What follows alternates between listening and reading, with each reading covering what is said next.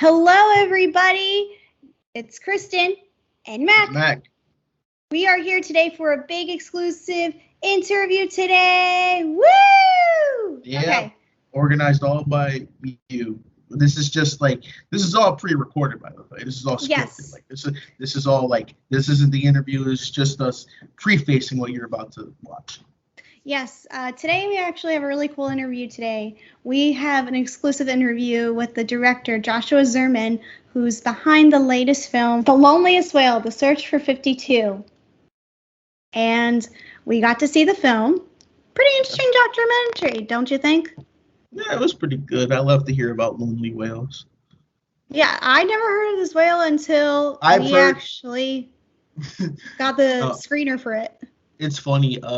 It's real quick. I've heard of the 52 hertz, but from Watch Dogs 2, but they weren't talking. I didn't know it was a real whale. It was like a hacker call, but I was like, I didn't know it was real. I was like, wow, I didn't know this is real. You just blew my mind. Do you know what I knew this from? Like what? the whale song, because they in the movie, once you guys go check this out, it's going to be in theaters July 9th. Yep. They bring up the whale song that comes up. And I went to school for film and television, and one of my professors showed that Partridge Family episode that they talk about in the film. So that's where I knew that whale thing from. Oh, that's the loneliest whales that they were referring to. I feel that way too. So yeah, if you're interested in some marine biology, oceanography, then this is probably the perfect film for you. Well, it's got adventure, fun, sadness, some depression, maybe a little bit, because I felt depressed a few times watching this, don't you think? Yeah, it was, yeah. Because I just felt bad. What you see, guys, is going to be a really, interesting and eye-opening experience. So once again, thank you to the director and Bleecker Street Media for helping us put this together. And please relax, enjoy the interview. And you can check out the documentary on July 9th in theaters and July 16th on VOD. So enjoy. First of all, I just want to say thank you for taking the time to talk to us. I mean, this is incredible for both of us. And congratulations to you, first of all, on your big success, on your now big feature. How does it feel that your film is actually now going to be released in theaters and for audiences to see? Very thankful. It's very exciting that now people can actually see the film. It's a rough time for distribution, and so I think it's exciting that we can now finally do this. How does it feel to be part of working with the Bleecker Street family? Because Bleecker Street has only released probably one other documentary. Mm-hmm. So how does it feel to be part of that family with sharing that collaboration now with a whole bunch of films that they released? They're a prestige company, so it's really exciting that they decided to release the film. And I think even if it's documentaries or narrative films, prestige distribution companies know what they're doing, and so it's always nice to be aligned with strategically with partners like that. I worked in distribution for a little while, and so you can always tell when people know what they're doing, so that's very exciting. And then I think it's just further understanding that documentaries are becoming on par with narrative, and I think we're seeing that more and more. The numbers in terms of streamings with documentaries, we're seeing just how much people love documentaries and how they can be almost narrative in a way. That's a big goal that I try and make with a lot of my films. They have cliffhangers, and you don't know what's going to happen next, and so that's a certain style of filmmaking that I do, and I want to do more of, more narrative docs, if you will. That's really, really cool. Mac, do you want to take the next question?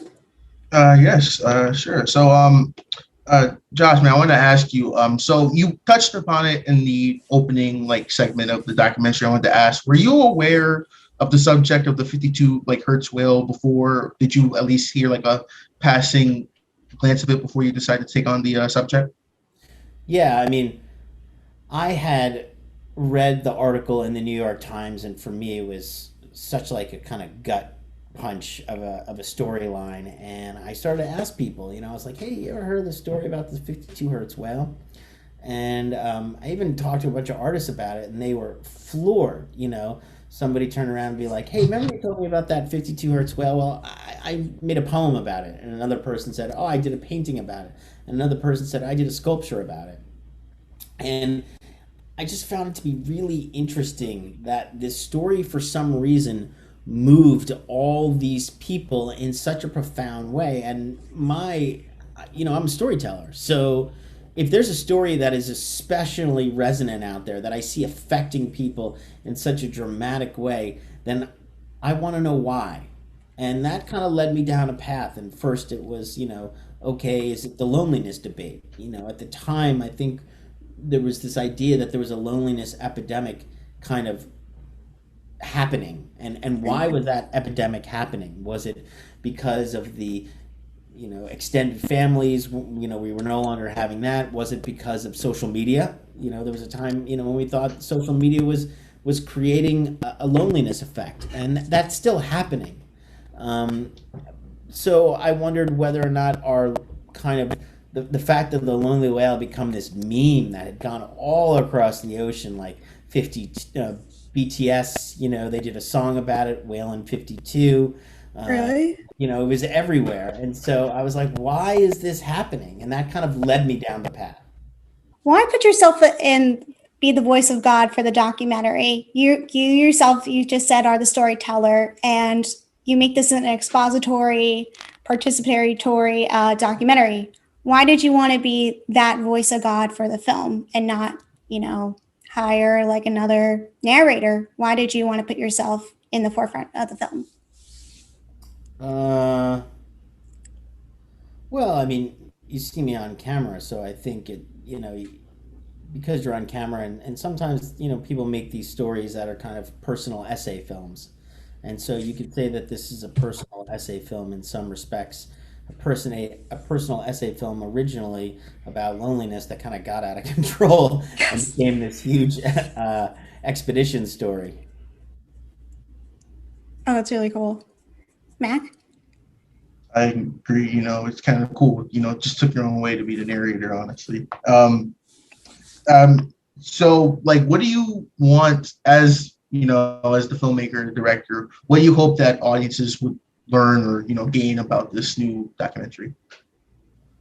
Um, well, I hope that they come away with a newfound appreciation for the ocean and for our relationship with animals, marine mammals, whales especially. I think we need to find every way we can with which to create that connection. And here we have a beautiful metaphor of a lonely creature that speaks to so many people around the world and their experiences. We've all felt loneliness at some point in our lives. And so I think it's a great idea. It's a great metaphor, and it's a great way for people to connect. And so I think that's the goal. Did you have any advice that you learned over the course of filmmaking the documentary? Because you have worked on a lot of documentaries and a lot of television documentaries over the course of your career, like The Son of Sam. And what did you learn from those documentaries that you applied to this film? Good question. Perseverance.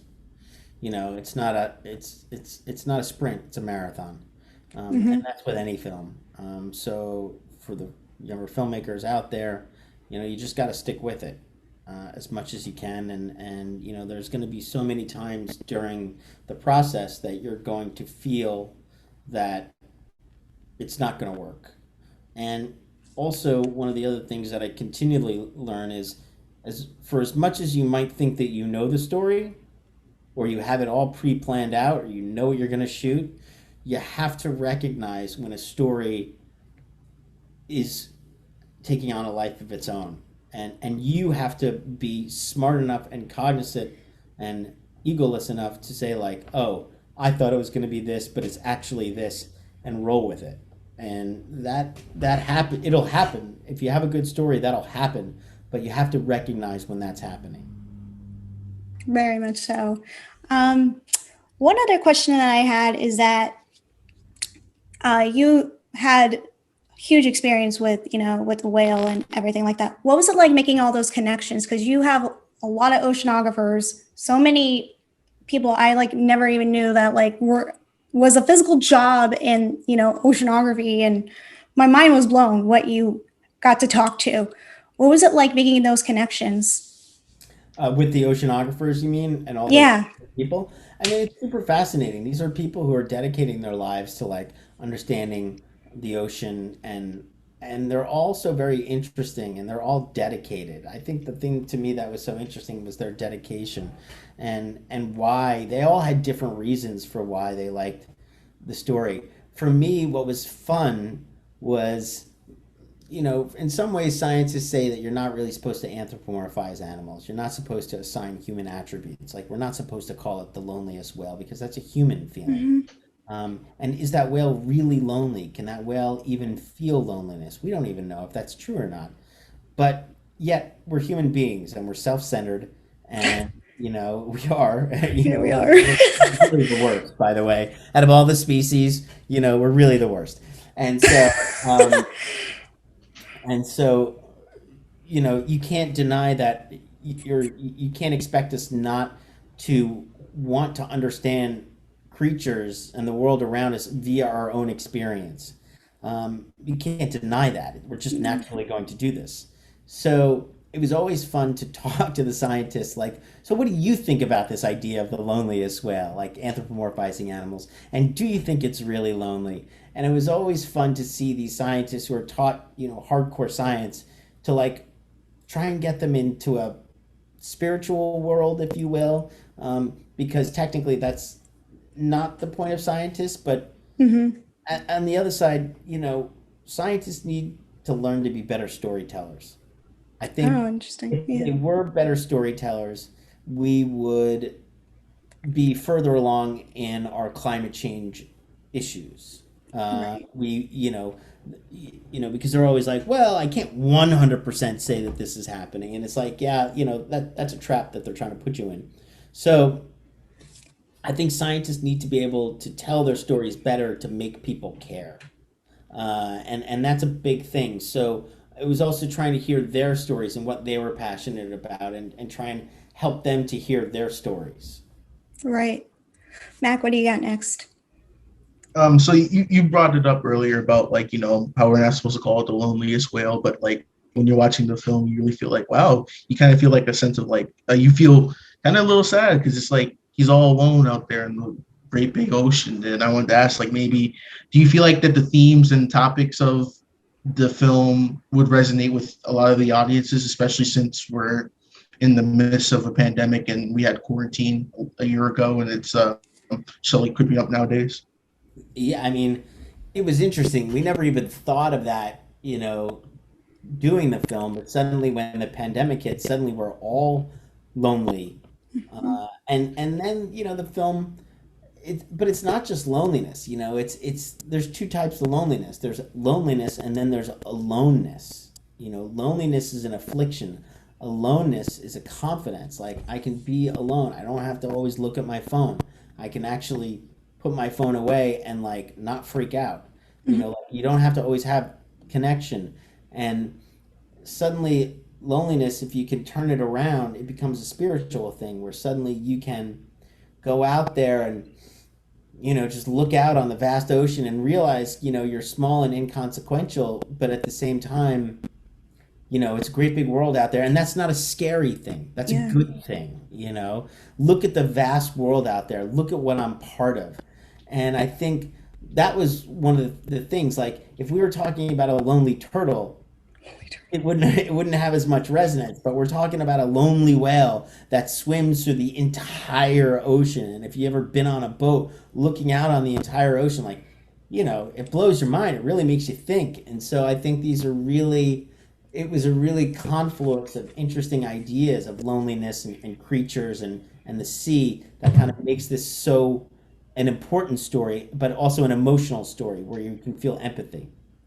Oh, definitely. Yeah.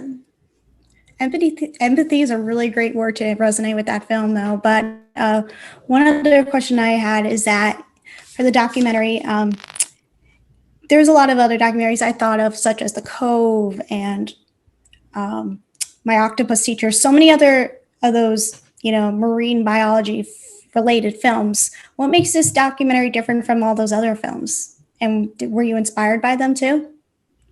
I mean, I think I'm always inspired by other films. The Cove I thought was amazing, so I really enjoyed the whole like 007 of it all, like Oh, going on definitely. of that, The Cove. I loved how they did that. I don't know if that inspired me, but I definitely felt like, when we were getting our team together, it was like, okay, here's, the best guy for this, here's the best guy for that. Um,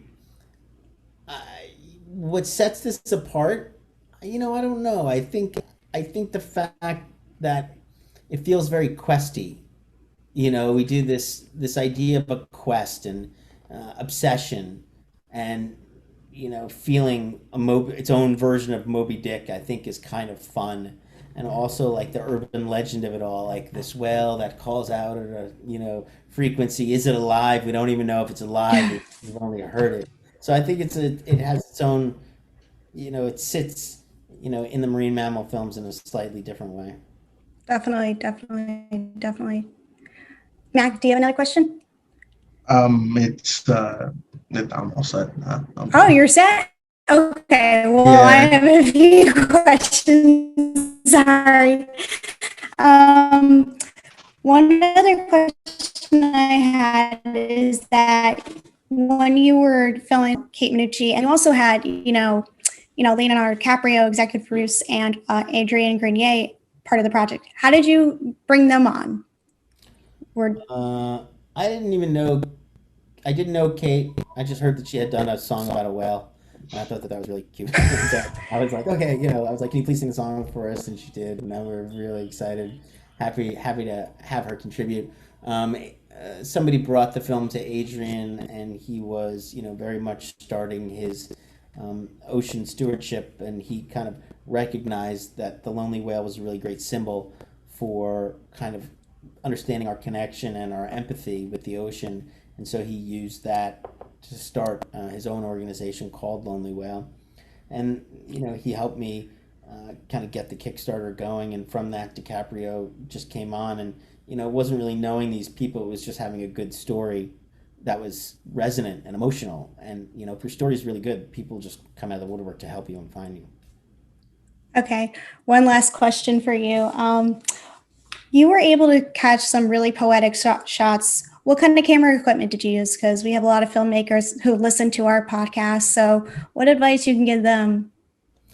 Well, it was interesting. We didn't really have like super high end stuff. We had C300s. We had two C300s, a VX100 on some of the stuff, and obviously the drone stuff was really important. Then that was on the expedition, and then when we did some of the other exterior stuff, the city street stuff, that we shot. I don't even know, with an area, I think. We shot that with an Alexa Mini. So, Alexa Mini for some of the other like close-up shots, like not on the expedition, but on the exhibition, expedition, it was two C300s, a drone, and a VX100. Okay. Anything else? Matt, go ahead. I do have one more question. So with like this, there's a lot of interesting stories in the ocean. Loneliest Whale being one of them. Do you see yourself maybe doing another documentary about like a ocean type expedition, something like the Marianas Trench or the Great Barrier Reef, something like that? Oh yeah, I would love to. Marianas Trench for sure. I would love. There's so many mysteries in the ocean. If you're ever looking for a documentary idea, turn to science. There's so many mysteries out there, and I think that's my advice for young filmmakers in terms of like what to think about. I know that I will be returning to the mysteries of the ocean. Nice. I'm all set, Krishna. Okay. Well, I'm all set too. Thank you, Josh, for taking the time to talk to us. It was a really great pleasure to meet you, and we wish you great success with the film.